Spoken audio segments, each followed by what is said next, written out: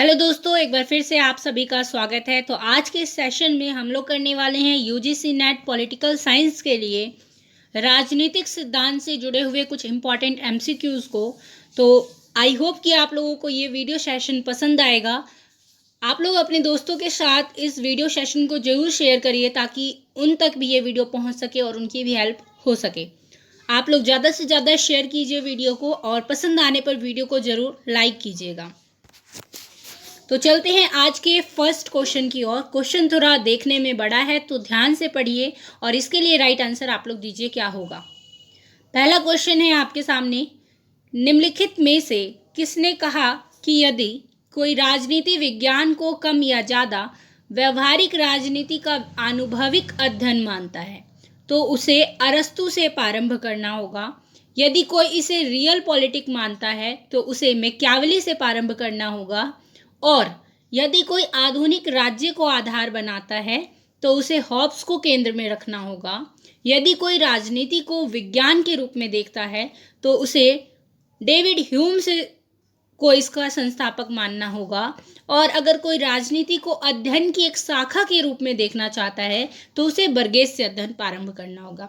तो ये स्टेटमेंट किसने कहा है? लियो स्ट्रॉस ने कहा है, क्विंटन स्किनर ने, जेम्स फर ने या फिर वुड्रो विल्सन ने। तो आपके सामने एक स्टेटमेंट दिया गया है जिसमें कहा गया है कि यदि कोई व्यक्ति या अध्येता राजनीति विज्ञान को व्यवहारिक राजनीति का अनुभविक अध्ययन मानता है तो उसे अरस्तू से स्टार्ट करना चाहिए।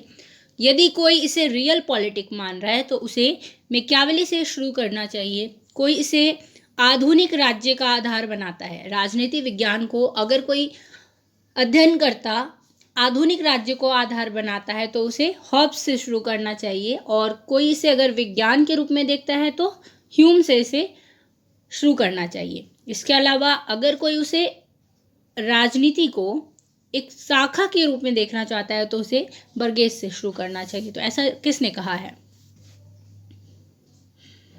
तो आई होप आप लोगों ने आंसर को सिलेक्ट कर लिया होगा। तो इसके लिए राइट आंसर है ऑप्शन नंबर सी, जेम्स फर। नेक्स्ट क्वेश्चन है, किसका यह मत है कि राजनीतिक जीवन स्वयं राजनीतिक सिद्धांतकार के लिए समस्याएं निर्धारित करता है? तो किसने ये स्टेटमेंट कहा है कि राजनीतिक जीवन स्वयं राजनीतिक सिद्धांतकार के लिए समस्याएं निर्धारित करता है? लियो स्ट्रॉस ने, क्विंटन स्किनर ने, जेम्स फर ने या फिर वुड्रो विल्सन ने। तो ये वाला कथन किसने कहा है? इसके लिए राइट आंसर आप लोग लाइव चैट में लिख सकते हैं क्या होगा। आप लोग अपना फीडबैक कमेंट बॉक्स में शेयर कीजिए और अगर आप लोग चैनल पर नए हैं तो चैनल को सब्सक्राइब कर लीजिएगा और बेल आइकन को प्रेस कर दीजिएगा ताकि आपको आने वाली वीडियो की नोटिफिकेशन मिल सके और आप लोग लाइव सेशन को ज्वाइन कर सके, प्रीमियर सेशन को ज्वाइन कर सके। तो इसके लिए राइट आंसर क्या है? Option number B, Quentin Skinner ने यह कहा है कि राजनीतिक जीवन स्वयं राजनीतिक सिद्धांतकार के लिए समस्याएं निर्धारित करता है। क्वेश्चन नंबर 3 है आपकी स्क्रीन पर, निम्नलिखित में से किसके अनुसार राजनीतिक सिद्धांत राजनीतिक मामलों के स्वरूप को जानने के लिए सच्चा प्रयास है? राजनीतिक सिद्धांत राजनीतिक मामलों के स्वरूप को जानने के लिए सच्चा प्रयास है। तो ऐसा कौन कहता है? क्या वो लियो स्ट्रॉस है, क्विंटन स्किनर है, जेम्स फर है या फिर वुड्रो विल्सन है? तो किसने ये कहा है आपको बताना है। तो जल्दी से इसके लिए राइट आंसर क्या होगा आप लोग लिखेंगे। तो इसके लिए बिल्कुल करेक्ट आंसर क्या होगा? Option number A, Leo straws ने ये कहा है कि राजनीतिक सिद्धांत राजनीतिक मामलों के स्वरूप को जानने के लिए सच्चा प्रयास है। बढ़ते हैं नेक्स्ट क्वेश्चन की ओर।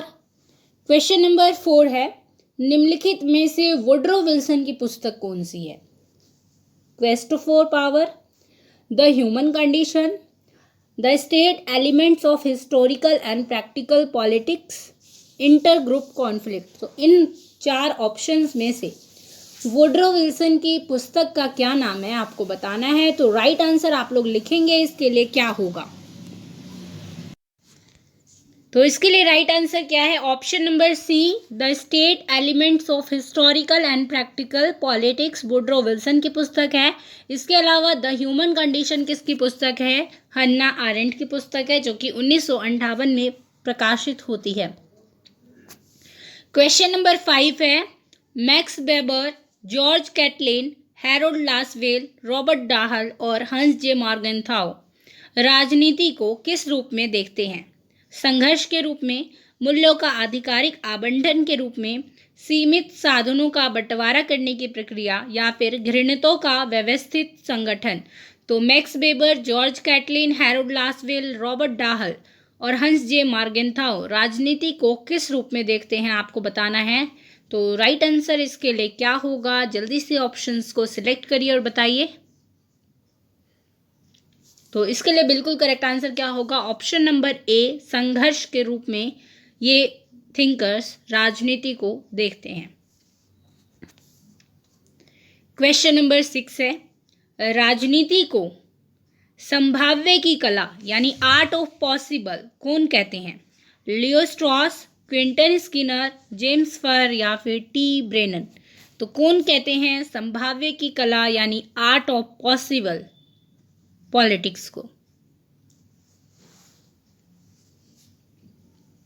तो राइट आंसर इसके लिए क्या होगा? Option number D, T Brennan. तो ये कुछ इंपॉर्टेंट क्वेश्चंस है पॉलिटिक्स के ऊपर।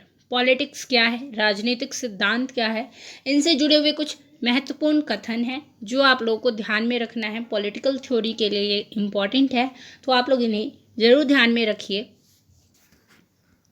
क्वेश्चन नंबर 7 है, वाइजमैन, राफेल राजनीति को निम्नलिखित में से क्या मानते हैं? संघर्ष के रूप में, सीमित साधनों का बंटवारा करने की प्रक्रिया मानते हैं, मूल्यों का आधिकारिक आवंटन मानते हैं, या फिर घृणितों का व्यवस्थित संगठन मानते हैं। तो वाइजमैन और राफेल पॉलिटिक्स को इनमें से क्या मानते हैं? तो राइट आंसर इसके लिए क्या होगा? वाइजमैन और राफेल राजनीति को सीमित साधनों का बंटवारा करने की प्रक्रिया मानते हैं। ऑप्शन नंबर सी यहां पर बिल्कुल करेक्ट आंसर हो जाएगा। क्वेश्चन नंबर 8 है, यहां पर नंबरिंग गलत है, 7 के बाद 8 क्वेश्चन नंबर है। कैटलिन और लासवेल राजनीति को निम्नलिखित में से क्या मानते हैं?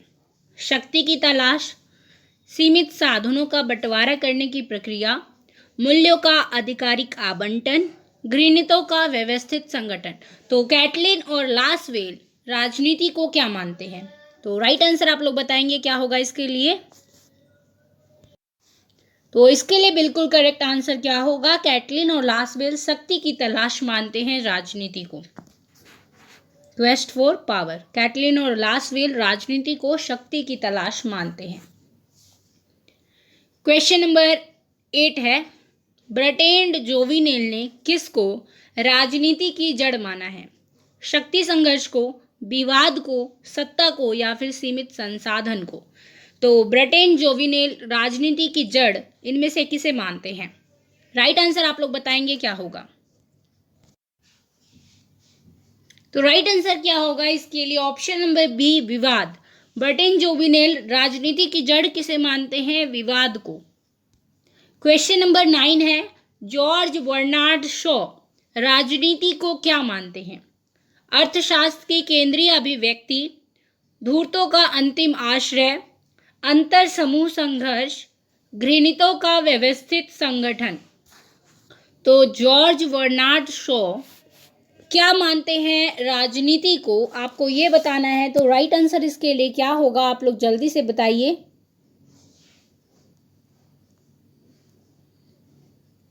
आई होप आप लोगों ने इसके लिए करेक्ट आंसर बता दिया होगा। तो इसके लिए राइट आंसर क्या है? ऑप्शन नंबर बी, ध्रुतों का अंतिम आश्रय जॉर्ज बर्नार्ड शॉ राजनीति को मानते हैं।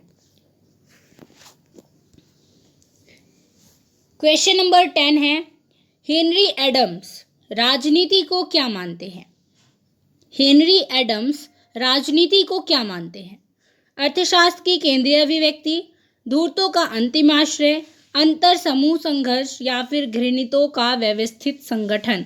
तो हेनरी एडम्स राजनीति को क्या मानते हैं? घृणितों का व्यवस्थित संगठन। ऑप्शन नंबर डी यहाँ पर बिल्कुल करेक्ट आंसर हो जाएगा। क्वेश्चन नंबर 11 है, लेनिन राजनीति को क्या मानते हैं? अर्थशास्त्र के केंद्रीय अभिव्यक्ति, धूर्तों का अंतिम आश्रय, अंतिम अंतर समूह संघर्ष या फिर घृणितों का व्यवस्थित संगठन। तो लेनिन इनमें से राजनीति को क्या मानते हैं? जल्दी से इसके लिए करेक्ट आंसर आप लोग बताइए क्या होगा। तो ऑप्शन नंबर ए यहाँ पर बिल्कुल करेक्ट आंसर हो जाएगा। अर्थशास्त्र की केंद्रीय अभिव्यक्ति लेनिन राजनीति को मानते हैं। ठीक है, लेनिन राजनीति को अर्थशास्त्र की केंद्रीय अभिव्यक्ति मानते हैं। ओके, नेक्स्ट क्वेश्चन की ओर बढ़ते हैं। क्वेश्चन नंबर 12 है, आज के सेशन का लास्ट क्वेश्चन है, बेंटले राजनीति को क्या मानते हैं? राजनीतिक अर्थशास्त्र की केंद्रीय अभिव्यक्ति, धूर्तों का अंतिम आश्रय, अंतर समूह संघर्ष या फिर घृणितों का व्यवस्थित संगठन। तो राइट आंसर यहाँ पर क्या होगा? ऑप्शन नंबर डी, अंतर समूह संघर्ष, इंटर ग्रुप कॉन्फ्लिक्ट मानते हैं आर्थर बेंटले राजनीति को। आई होप आपको ये सेशन पसंद आया होगा, तो आप लोग जरूर लाइक करिए और बेल आइकन को भी प्रेस कर दीजिएगा। इसके साथ ही अगर आप लोग टेलीग्राम ग्रुप और फेसबुक ग्रुप से नहीं जुड़े हुए हैं तो आप लोग उससे भी जुड़ सकते हैं। दोनों ग्रुप स्टडी विद सीमा के नाम से ही हैं। इसके अलावा आप लोग कम्युनिटी पोस्ट में जो क्वेश्चंस डाले जाते हैं उनको आंसर करिएगा और उनका नोटिफिकेशन आपको तभी आएगा जब आप लोग उस बेल आइकन को प्रेस करके रखेंगे, तभी आप लोग उसमें पोल कर पाएंगे। तो आज के लिए इतना ही, मिलेंगे नए वीडियो में नए प्रश्नों के साथ। तब तक के लिए धन्यवाद।